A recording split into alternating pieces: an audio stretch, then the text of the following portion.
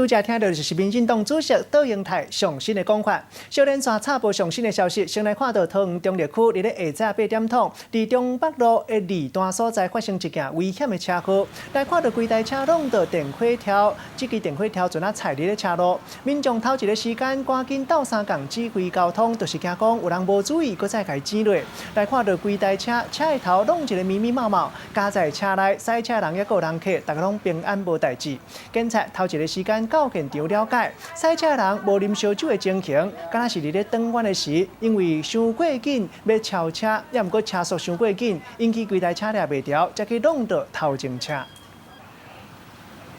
同款嘛是上新的消息，来看到行岛杀害铁路警察一个姓郑查甫人，已经互检察官以杀人罪来起诉。这件代志发生伫新历的7月初，因为代替偷走票的纠纷，铁路警察李成汉因为为了要保护人客，不幸就安尼无命。家己地检署经过调查了后，认为杀人的姓郑查甫人，伊有视觉失调的情形，也毋过头壳也阁真清楚，决定用这个妨害公务、杀人罪罪嫌，甲伊提起公诉。